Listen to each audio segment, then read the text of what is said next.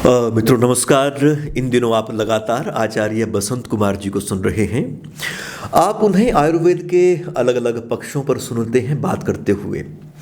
उनके पास आयुर्वेद का, लोक जीवन का और अलग अलग शास्त्रों का अध्ययन है। वो ज्योतिष का भी अपनी ही तरह का अध्ययन रखते हैं और इन सब को जोड़कर जीवन के बहुत ही महत्वपूर्ण सूत्र वो दे जाते हैं। इस बार हमने आचार्य श्रेष्ठ से निवेदन किया है कि वो संस्कारों के ऊपर हमें जानकारी दें। संस्कार जो कि हमारे भारतीय जीवन पद्धति का आधारभूत तत्व है, वहीं से हमारी संस्कृति अपनी ताकत पाती है, अपना स्थायित्व पाती है।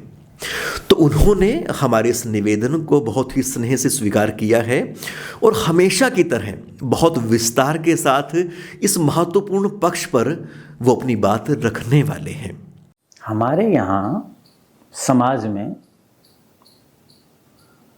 कुछ उत्तम तरीके हैं, पद्धतियाँ हैं बात को समझाने के लिए। जैसे आप देखेंगे कि प्रातःकाल जल्दी उठना, ब्रह्म मुहूर्त में उठना, उषा काल में उठना, सूर्य को अर्घ देना, तुलसी की पूजा करना, पीपल को जल देना, दीपक जलाना, केले को, ये कितनी व्यवस्थाएं हैं। गाय को रोटी देना, पक्षियों को चुग्गा डालना। क्या कहते हैं? ये काम करो, इससे धर्म होगा, तुम्हें लाभ होगा। और जो काम नहीं करने, इससे पाप होगा, ये अधर्म। सामान्य जो जनता है वो अन्नमय कोश और प्राणमय कोश की, हमारे यहाँ विभाजन किया है। किसका? मानव का। कोश की दृष्टि से अन्नमय कोश, प्राणमय कोश, मनोमय कोश, विज्ञानमय और आनंदमय कोश। ये क्या है? व्यक्ति के अपने स्तर हैं। व्यक्ति के क्या हैं? अपने स्तर हैं, बौद्धिक स्तर हैं। तो ये जो मैंने आपको बात बताई कि धर्म अधर्म की, ये बात जो कही जाती है, ये क्या है? समझाने के लिए। जो अन्नमय और प्राणमय कोश का व्यक्ति है, उसको आप वैज्ञानिक बातें, सृष्टि के नियम, विद्या की बातें नहीं समझा सकते। उसको क्या कहोगे? पक्षियों को चुग्गा डाला करो, बुद्धि ठीक हो जाएगी, इससे अच्छे अंक आएंगे। अब कोई बीमार है, भाई आप पीपल की पूजा किया करो, तुलसी को क्या करो? पानी दिया करो, सूर्य को अर्घ दिया करो। अब सूर्य को अर्घ देना है कब? उदय होते समय, जब लाल है, तो इसका मतलब उससे पहले वो नहा लेगा, नहाले से पहले शरीर शुद्धि हो लेगी, उससे आधा घंटा पहले जल पिएगा, थोड़ा सा घूमेगा। इससे क्या हो गया? प्रकृति से वो जुड़ गया, शरीर की शुद्धि होगी। 1-9 बजे उठ रहा तो बीमार होगा ही होगा, ठीक है कि नहीं? तो वो समझाने का। तो ऐसे हमारे यहाँ विवाह के लिए नियम बना दिया। आपने देखा होगा ना, कितने झगड़े चलते हैं। वहाँ उन्होंने ऐसी शादी कर ली, उन्होंने ये कर दिया, उन्होंने ये कर दिया, पंचायतें हो रही, झगड़े हो रहे हैं, लड़का लड़की चिपते फिर रहे हैं। तो उनको आप समझा नहीं सकते, तो वहाँ नियम बना दिए, ये धर्म है, ये अधर्म है। जैसे क्या बनाया? जीवन शैली का। ये भी एक जीवन शैली है। हमारी उत्तम संतानें हों, हमारी आने वाली पीढ़ी शारीरिक और बौद्धिक रूप से स्वस्थ हो, इसके लिए नियम बनाया कि भाई अपने गोत्र में विवाह नहीं करना, अपने पिंड में विवाह नहीं करना। प्रवर की चर्चा हमने पहले की थी। प्रवर क्या हुआ? आचार्य का गोत्र, कुल परंपरा, गुरुकुल की परंपरा, शिष्य परंपरा, कहते उनमें विवाह नहीं करना, ये पाप है। ये समझाने का तरीका किनको? अन्नमय और प्राणमय कोश के लोगों। अब उनसे ऊपर उठ करके एक मनोमय कोश का व्यक्ति, मन क्या है? थोड़ा इधर उधर दौड़ता है, ये जान लूँ, वो जान लूँ, थोड़ा बुरा भी कर लूँ। वो सीधे साधे लोग होते हैं, ज़्यादा नहीं सोचते, खाया पिया काम खत्म, उतने से जो बता दिया, पंडित जी ने बता दिया, आप पढ़ लीजिए, आप समझदार हो, आप बता दो जरा क्या करें, ये है बस, इतनी बात। तो उनके लिए बना दिया कि भाई ये गोत्र पिंड व्यवस्था, ऐसे कह दिया। अब जो थोड़ा सा पढ़ा लिखा सा है, थोड़ा समझने लगा है, मन को इधर उधर दौड़ाता है, चुलबुला सा है, स्थिर बुद्धि नहीं है, उसको हमारे यहाँ आचार्य परंपरा में थोड़ा सा और आगर के, भाई बात ये है कि जी संतान तो स्त्री पुरुष कोई भी उनसे हो ही जाएगी, हाँ हो जाएगी, लेकिन भाई इससे हानियाँ हैं, शरीर की हानि है, बुद्धि की हानि है, ये है। जो अच्छे आप दिख रहे हो ना, अलग अलग अच्छे अच्छे स्तर के लोग, कुछ देखते हो बिल्कुल मंदबुद्धि हैं, ये उसमें ये विवाह भी बड़ा कारण है। और भी कारण है, लेकिन विवाह भी बड़ा कारण है कि विवाह किन किन में हुआ। समान गोत्र में तो नहीं हुआ, समान पिंड में तो नहीं हुआ, दूर में हुआ, निकट में हुआ, उनमें बहुत सी चीज़ें देखी जाती हैं जिनके हम अलग अलग व्याख्यानों में चर्चा करेंगे। तो वो बात जिसको हल्की सी समझ में आने लगे और वो सोचे कि चलो मान लेता हूँ, अरे क्या रखा है, एक मनोमय वाला ये भी कहेगा इनमें क्या रखा है, तर्क बुद्धि वाला, तो वो मनोमय कोश का व्यक्ति है, उसको उस दृष्टि से समझाया जाता है। एक है विज्ञानमय कोश व्यक्ति। विज्ञानमय कोश क्या है? विशिष्टम ज्ञानम इति विज्ञानम, जिसकी बुद्धि है। बुद्धि तो अन्नमय वाले में भी थी, वो सक्रिय नहीं थी। उसके बाद प्राणमय वाले में भी थी, थोड़ा थोड़ा कभी सोच लेता था, किसी ने बताया तो मान लिया। अन्नमय वाला तो सोचता ही नहीं, मेरा काम नहीं सोचना, सोचते रहो तुम, बस जो बताओगे हम तो कर लेंगे। मनोमय वाला सोचता भी है लेकिन करता नहीं है, कोई कर भी लेता है। अब ये जो विज्ञानमय वाला क्या है? स्थिर बुद्धि, विवेकशील, जो आचरण करता है, वो क्या कहलाता है? विज्ञानमय कोश का व्यक्ति कहलाता है। जिसे आप इंटेलेक्चुअल बुद्धिजीवी कह लो। आजकल के इंटेलेक्चुअल नहीं, पढ़ लिए, यूनिवर्सिटियों में लग गए या ऐसा कर लिया, साइंटिस्ट भी बन गए, वो तो मनोमय कोश के व्यक्ति हैं। करें न करें तर्क वितर्क करते हैं। तर्क वितर्क जो करता है वो मनोमय कोश का व्यक्ति, क्यों? मन क्या संकल्प और विकल्प करता है। विज्ञानमय कोश का व्यक्ति है जो सृष्टि को समझता है, सृष्टि के नियमों को समझता है, सृष्टि के नियमों के प्रति जिसकी श्रद्धा है, और फिर उसको जीवन में लेके आता है। उनको बता दिया जाता है कि भाई, जैसे वहाँ बताया था ना पहले कि जो ऐसे ऐसे विवाह करता है, मेधावी, बुद्धि संपन्न, अरोगम, ऐसा बताया था भेल ने, आचार्य भेल ने, कि ऐसे पुत्रम जनयेत, ऐसे पुत्र को वो दंपति पैदा करता है। तो ये ज्ञान खोल करके वैज्ञानिक तरीके से जो बताया कि इनके पीछे सृष्टि विज्ञान क्या है।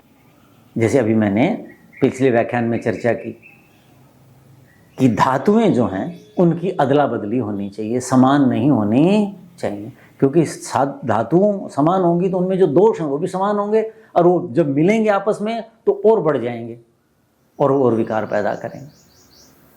तो ऐसे विज्ञानमय कोश के व्यक्ति होते हैं, उनको ये बात विस्तार से समझाई जाती है। अब उनको जब समझाएंगे तो समाज क्या करेगा? उनका अनुसरण करता है। क्या करता है? भाई ये बुद्धिजीवी ये कुछ कर रहे हैं, ये ऐसा कर रहे हैं, तो ऐसा। सामान्य व्यक्तियों के लिए क्या होगा? ये जो बुद्धिजीवी हैं ये नियम बनाते हैं, राज्य व्यवस्था से, समाज से मिलकर के ऐसे नियम बना दो जी, नहीं तो ये लोग नहीं मानेंगे, इससे समाज में विकृतियाँ पैदा होंगी, इससे ऐसा ऐसा होगा, तो वो नियम बना दिए जाते हैं। तो ऐसे हमारे यहाँ बताने के तरीके, तो उन तरीकों के अनुसार समाज चलता है। ऐसे ही बुद्धिजीवियों में से, समाज सुधारकों में से, आचार्यों में से एक आचार्य हुए, जैसे मनु हुए, जैसे याज्ञवल्क्य हुए, ठीक है कि नहीं, नारद हुए, बृहस्पति हुए। उसी परंपरा में आचार्य शंकर, आचार्य दयानंद हुए। आचार्य दयानंद अपनी पुस्तक सत्यार्थ प्रकाश में विवाह के बारे में कई बातें कहते हैं, लेकिन कुछ बातें उनकी मैं बताता हूँ। वो क्या कहते हैं कि देखो, वो कहते हैं कि कन्या का नाम दुहिता है। क्या नाम है? दुहिता। तो दुहिता क्यों है? आचार्य दयानंद जैसे ही आचार्य पहले हुए यास्क, उनकी पुस्तक है निरुक्त, तो वो भी लिखते हैं दुहिता दूरे हिता, दुर्हिता दूरे हिता, ऐसी वो कहते हैं। तो उसकी व्याख्या करते हैं, दुहिता दुर्हिता दूरे हिता भवति।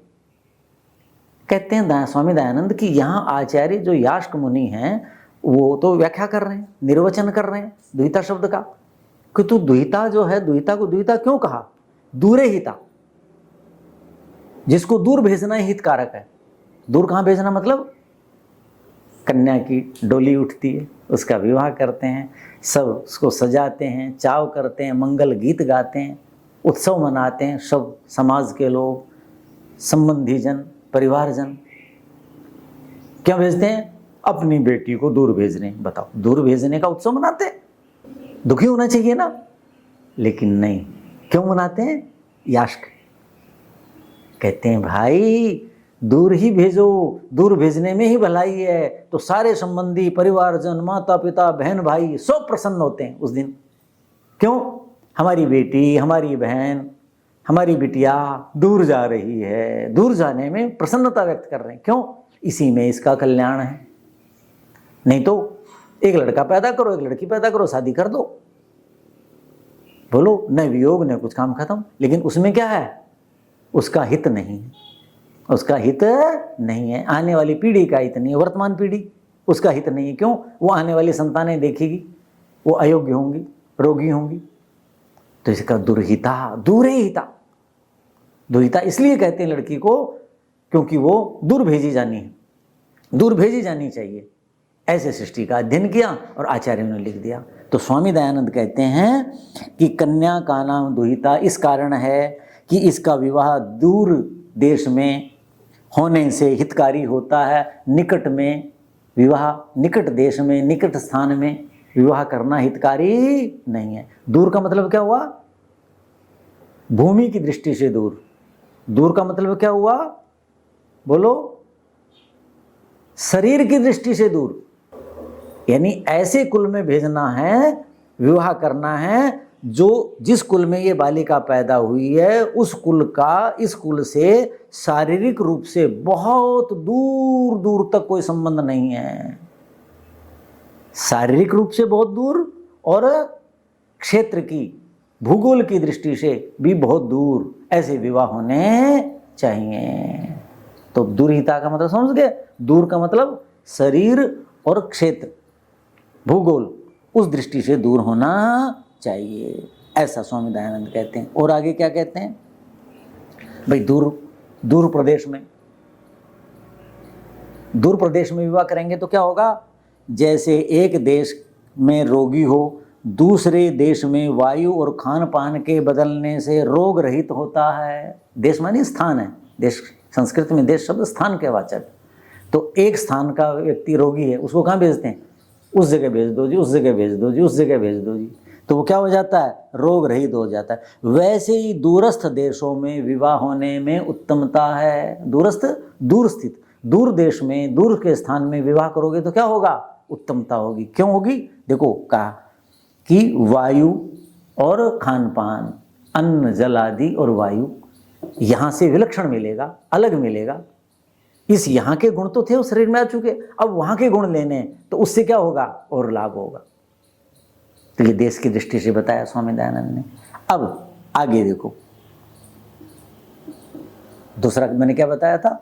शरीर की दृष्टि से दूर होना चाहिए, यानी उस परिवार में विवाह करना है जो शरीर की दृष्टि से बहुत दूर हो, शरीर की धातुओं की दृष्टि से बहुत दूर हो। हजारों साल पहले शायद कभी एक रहे होंगे, 50 पीढ़ी, 100 पीढ़ी, 200, 500 पीढ़ियां दूर ऐसे। तो क्या कहा? उदाहरण देते हैं, जैसे दूध में मिश्री, शुंठी आदि औषधियों के योग से उत्तमता होती है। दूध पीते हैं ना सर्दी में, शुंठी डालते हैं, पिप्पली डालते हैं, मुनक्का डालते हैं, केसर डालते हैं। और गर्मी में क्या डालते हैं?